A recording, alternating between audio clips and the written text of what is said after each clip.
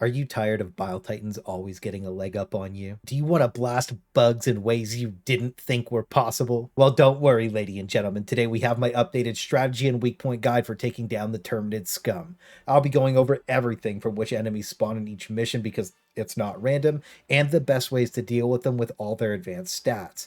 And like usual, every text guide you see in the video is already linked down below and is always updated in my Discord long before I ever make videos about it. So lighting this off, we're starting with the most important thing that you need to know, and that's spawn seeds or constellations. These determine which enemies you'll be fighting on each mission, and knowing what you'll be dropping into is a lot more fun, so you can tailor your build around that.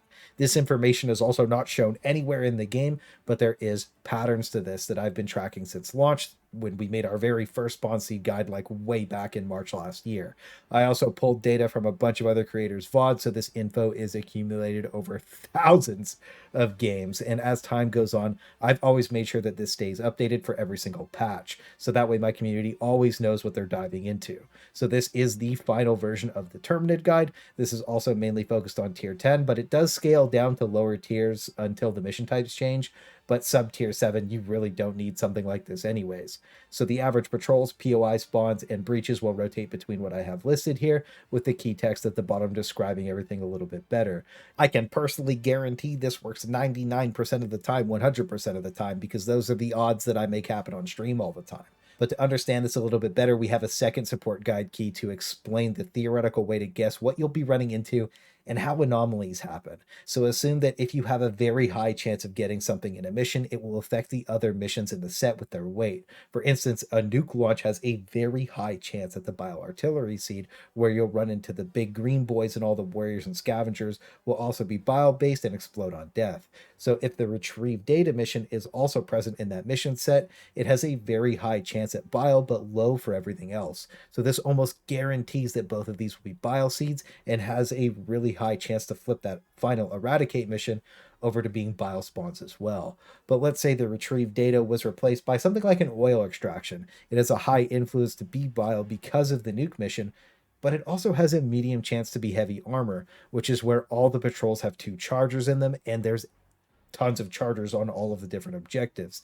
And because the nuke mission also has a medium chance to be heavy armor, there's a chance they both flip into that spawn seed, and in super rare cases we can get an anomaly where it will be the Bile seed but have patrols with 2 chargers in each of them. And I don't think you should ever play around getting an anomaly seed because it's like super rare, but when it does happen, I think it's good to know at least why it's happening. One other thing to note is, like, let's say you had the oil extraction with like a search and destroy and an eradicate, there's a pretty good chance it's just going to be double chargers, so you know that you can be expecting like tons of heavy armor in that seed. And when we talk about defense missions, they have no consistency on what you'll run into, so just kind of take it as it goes. And the Shrieker Patrols modifier doesn't affect the spawn seeds at all, but it does force some of the patrols to spawn as Shriekers, and there's also usually more Shrieker objectives just scattered around the map. These are super easy to kill with something as simple as a grenade launcher or a crossbow, so that's in general how spawn seeds work. And if you have any questions, just ask so I can bring them up on stream and then send you a clip of it later, because the game gets like way more enjoyable when you know what you're dropping into. And now that we know what we'll be fighting, we need to know the best way to obliterate everything, and that's going to start with how breaches work. The bugs have 3 tiers to them, so to make things a little bit easier to understand about how big of a breach you're going to get, scavengers are going to be like level 1 and have super small breaches, but level 2 is going to be like hunters, warriors, and hive guards, where you'll start to see like something that lasts a little bit longer, usually with a couple of chargers.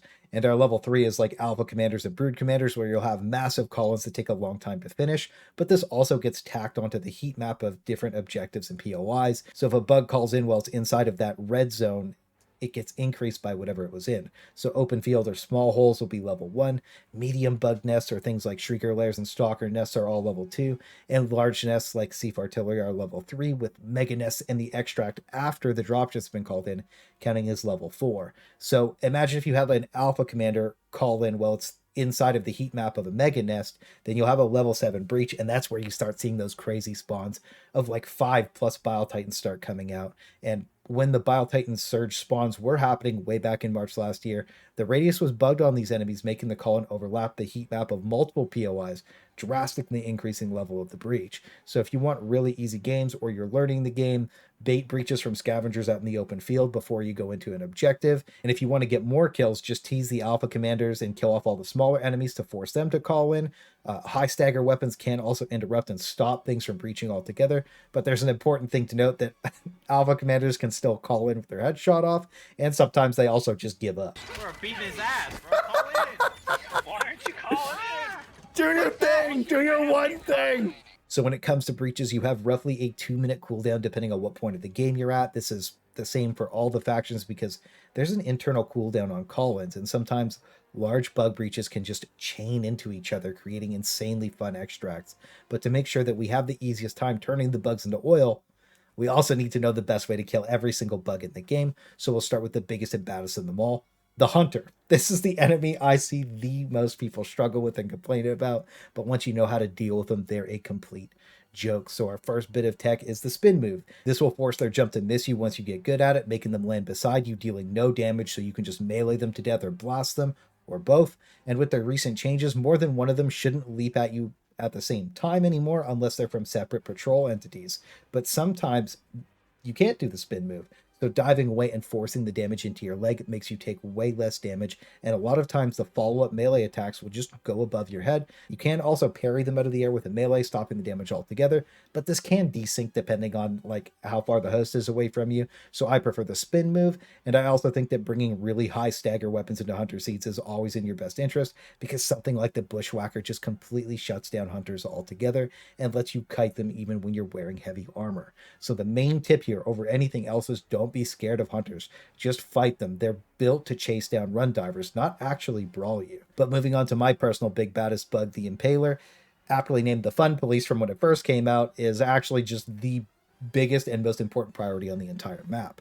Anything that disrupts your positioning is always going to be a massive problem, and this is the main cause of the majority of my deaths. So anything below this red line on his head isn't going to kill it properly anymore ever since they updated it, and you need to shoot for that bald spot. This is the real weak point on it now, so it's like, again, make sure you're not shooting too low, because when you do shoot that bald spot, it can be ripped apart by pretty much everything in the game. But this can only be done when the tentacles are deployed, so if you find yourself in that awkward situation where it's just chasing you around, trying to do that weird head slam to you, you just use the jiggle tech where you go forward and backwards just to bait it so that it rears up, and then it exposes its little tiny mouth, letting you blast an easy weak point.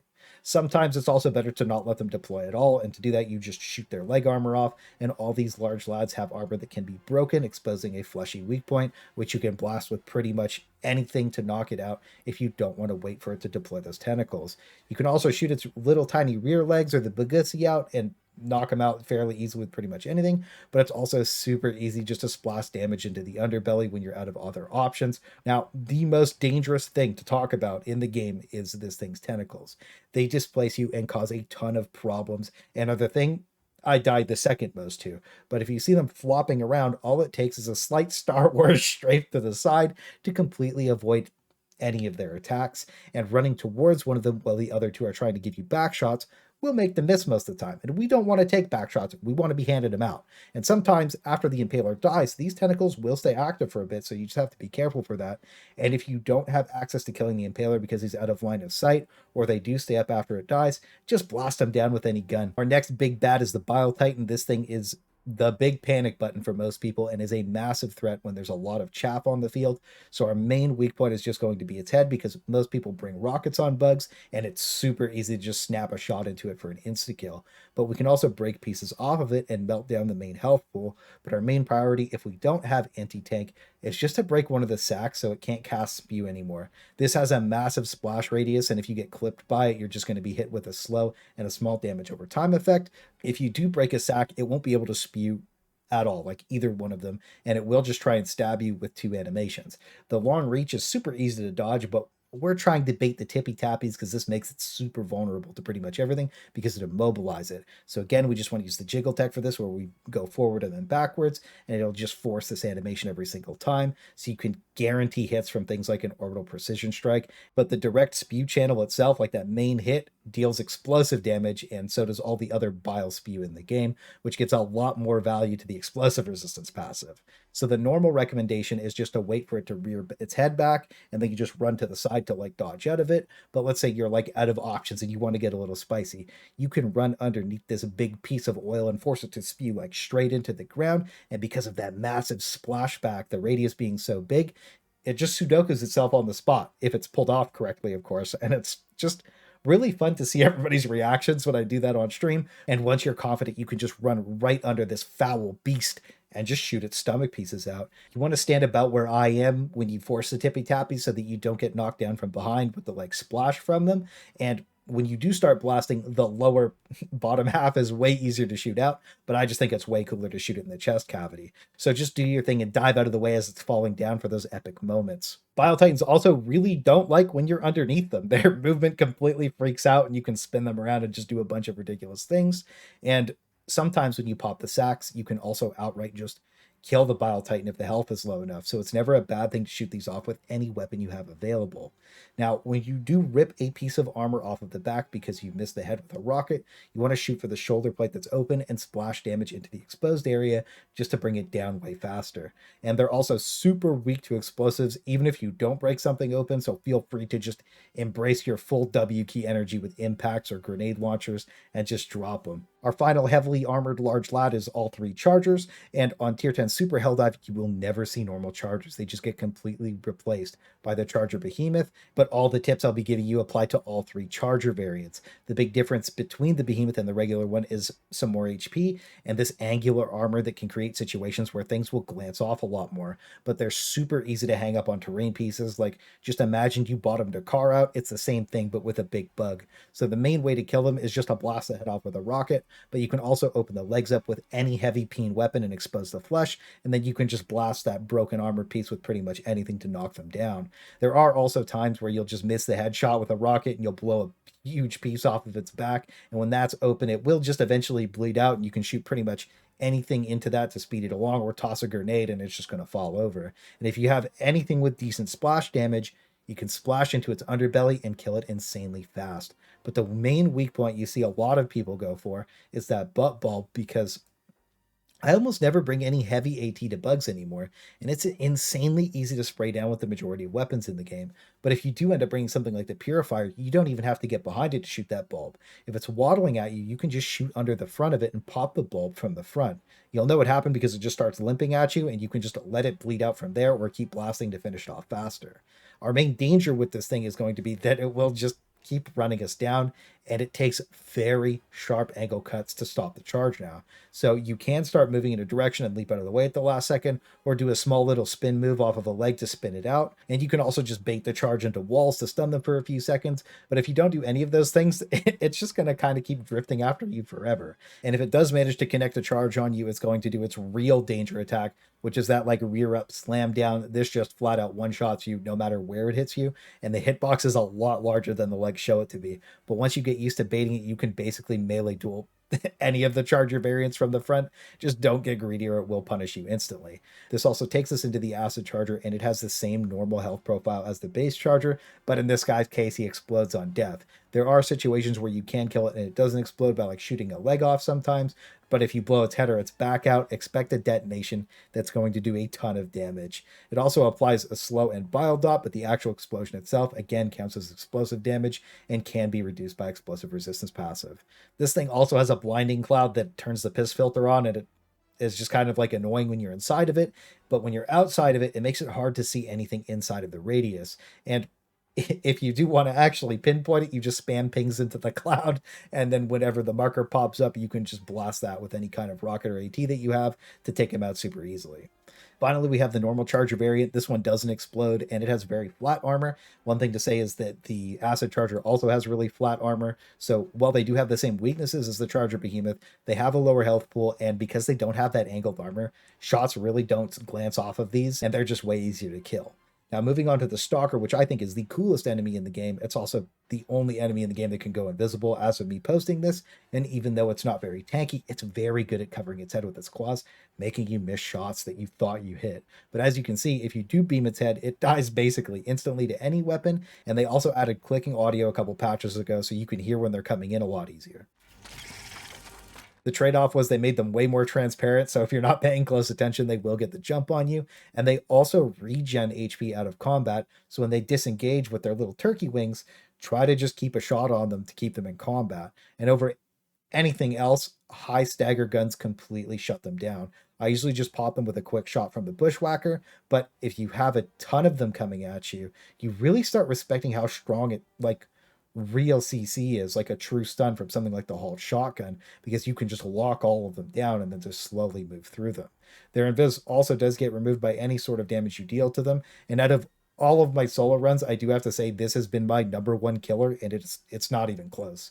Because on top of its big damage, it also has this crazy knockback, and any kind of displacement is really rough to deal with when you're getting swarmed. Moving on to Alpha Commanders, they start replacing Brood Commanders on the higher tiers, and on tier 10, Brood Commanders are just flat out replaced by these altogether, and these will face down, ass up, charge you every single chance they get, and the best way to kill them is to rip their head off with any weapon that you have, and then stagger lock them. Usually I'll blast the head off and then swap to the Bushwhacker and just shoot them once, and this either stops the charge or just flat out prevents it from ever happening in the first place. You can also melee the charge to stop it, but it can be super inconsistent based on your ping. This thing's also pretty deadly, and the claws have like crazy reach, and because of its height, it headshots you all the time. So just be super careful when they are really close to you. But what I think this makes this thing like truly deadly is its ability to summon 3 Alpha Warriors. This is one of the most dangerous bugs in the game because they're insanely fast and they close the gap on you surprisingly quick. Their claws, again, also have like deceivingly long range, so when you're fighting them, just make sure to pop their heads off and then stagger them like the commander so they don't keep chasing you down. You can also just kind of like keep shooting them or melee them to stop the death rattle charge, and like 100%, this is not an enemy you can ignore, or they will overrun you and they will kill you really fast. As for the regular Brood Commanders, the tips we gave for Alpha still work on them, but they're just a little bit easier to kill because they have less HP, and these summon normal warriors instead, which are still dangerous, but are substantially slower than Alpha Warriors and have all of the same weaknesses as them with like the same behavior. As for the Hive Guard, you'll need medium penetration to blast through the armor pieces, and when you do have medium pen or any kind of explosive, you can just blast them in the head and remove them super fast, but if you don't, you can just shoot like the little exposed little legs under the front when they hunker down, and if you want to get the flank on them, just shooting them pretty much anywhere with anything will usually make them turtle up. Sometimes it doesn't, but when it does, you can just walk around them and shoot them in the side. Now, our cute little scavengers are going to pretty much die to everything in one shot. You'll mostly have these things as guards for smaller outposts to alert things that you're coming in. As for the flying scavenger, this is a surprisingly disruptive enemy, but you can just blast in the general direction of these and kill them with pretty much anything. I also melee these a lot because it's just a way better way to deal with them most of the time, but if you are playing something like a turret build, this is going to be your number one enemy. A lot of these come out of breaches, and a lot of them come out of patrols really fast, and they have a really long leap, so they will overwhelm your turrets better than any other enemy in the game, so it's really important that you clean them up fast. Now, when we start talking about our Bile boys, we have the Nurse. It's very slow and easy to kite, and its breath counts as explosive damage, with the dot from it being in damage over time slow. Its head is very weak to getting blasted by most weapons, and the butt sack is really easy to pop with any kind of explosive. And you can really use our broken, overpowered Star Wars slight strafe to the left or right tactic to avoid their breath altogether. This works on like any kind of breath, really, and most attacks. And if you shoot their head off, their body will stay there, and then you can pop the sack on demand for some extra damage for whatever's coming at you. And these really like to chain explode when they're grouped up, so be careful when there's a bunch of them stacked up, because the damage can spike really hard and instantly kill you if you aren't wearing explosive res, and it also kills the bugs around them pretty well too. The more advanced version of this enemy, though, is going to be the Bile Artillery, which is the big green boy. On lower tiers, it doesn't have an artillery barrage attack that's ranged at all, but on the higher tiers it does, and it deals explosive damage with a pretty crazy knockback radius that will just send you flying, and a lot of times this knockback is either going to push you into bugs and get you killed, or send you flying into a wall and kill you from impact damage. So it's important to look up and see where the shots will be landing so you don't accidentally get blasted. This also counts as explosive damage when it hits you, so just keep that in mind. And they work the same as nurses, but all those armored plates on them are medium penetration, and when you do shoot their head off, it again leaves you just a little mine to pop, and if you blast the butt sack, they'll explode, doing damage to everything around them again. The really weird thing about these is sometimes they kind of just like break and they stick their head in the ground like a weird ostrich and sit there, but they're still alive. So just make sure when you see one, you just shoot them or try and pop them, because sometimes they will come out of that if there's a fight nearby and ambush you. Their breath is also pretty much the exact same code as the nurse, so you can just dodge it the exact same Star Wars way. And on the Bile Seeds, we're also going to be seeing Bile Warriors. They have the same weaknesses as normal warriors, except dealing lethal damage to them makes them explode. And while the damage isn't too crazy from this, the damage over time and slow effect are really dangerous and can get you caught up in some bad positions, so just be careful when you're popping them. The other difference between Bile Warriors and the other warriors is that when you pop their heads off, they don't death rattle at you, they just kind of explode. And when we talk about our last Bile boy, it's the Scavenger. These die like the other scavs to pretty much anything in one shot, but are a lot more dangerous because the spit slows you down and rots you with acid. So it's important to do the wiggle tech to dance around the shots, or kite them because they're really slow, and they're just one shot to pretty much everything, so they're super easy to kill. Now finally, our last enemy is the Shrieker. These are extremely easy to kill when they're flying in at you, but some weapons damage fall off, can feel bad to shoot them when they're super far away. But if you do bring something with fire and you light like one of them on fire super far away, they can spread it to each other and then they all die. So if you do have a Shrieker patrol seat or something, the cookout just completely obliterates them. And my biggest tip for avoiding their damage is to just stand near a wall. They really don't like walls and won't even swoop at you most of the time when you're near them. But if you do get caught out in the open, just lay down with your feet in the direction they're swooping at you from to avoid taking headshot or body shot damage, because like most of the time they will just swoop right over you and you'll just avoid it altogether. So now that we've locked in the best way to kill everything, I posted up my personal kill priority order. I think if you do follow this, your games will just go a lot smoother. And while we were breaking down the enemies, I went over some tips, and I made this list because I think they're important enough to memorize and just practice doing in every single one of your games. But I did also link my advanced tips and tricks video down below, which will in-depth cover everything else you need. And finally, we have to talk about builds, but I hope that after learning how to deal with everything, that it gave you some really fun ideas on how to bring all of your favorite weapons all the time, because I think it's just way more fun to bring the coolest thing that you can think of. And if you do need some ideas, I posted my in-depth build guide breakdown in the description for you, and the massive scrolling link of builds that I use all the time. But if you want to metagame the bugs, our three big boosters are going to be stamina and vitality enhancement with experimental infusion. I think you need all three of these pretty much on every single mission, irrelevant of faction, because they just make the game way more fun to play in general. And then after that, you can flex Hellpod space optimization. I usually use this if I don't know the people I'm playing with, so that the resupplies get more value, or muscle enhancement now, because with its recent buff, being able to like W key up any kind of terrain just feels really good. Armor wise, I know most people like to wear light, but I really don't think that's what you should be wearing on the bugs at all. Medium gives you the best of both worlds with speed and tankiness. Specifically, the B24 Enforcer Medium armor is just the flat-out best armor in the entire game. It gives you the armor value for reduced headshot damage on top of explosive damage reduction, and you saw how many of these enemies are doing explosive damage to you. So this will keep you alive through the most ridiculous situations that you can get yourself into, while giving you the speed you always need to be in the best position. But I do also like using medium padded on Hunter or heavy armor seeds, where I'm not going to be running into as much explosive damage, because a little bit of extra damage reduction goes a long way. And I've given this next advice to people who have asked how to get like really good at fighting the bugs really fast. And if you want to exponentially increase the speed that you improve, heavy explosive resistance will be like your weight training vest, because it's so slow that it forces you to fight every single encounter you run into, so you either have to win or die trying. As for stratagems to bring in, I think that you can kind of pick whatever you want, as long as you bring in some kind of anti-tank and horde clear combined together. I personally prefer low cooldown stuff because it's fun to just throw stuff out all the time, but my favorite stratagem in the entire game is the machine gun sentry. It just gets insane value because it has such a low cooldown,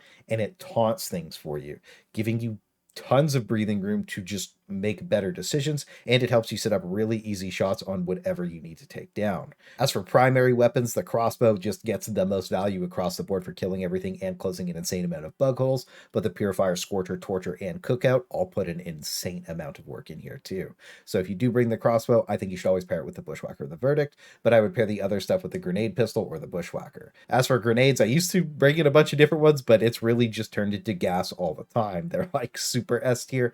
The area denial combined with the rot damage just lets you shut entire breaches down by yourself and completely controls the flow of the game. Ever since they've come out, they've been a mainstay of almost all of my builds because I love what they bring to the table. So make sure you don't sleep on them because they put in the most work out of anything else you could possibly think of bringing in.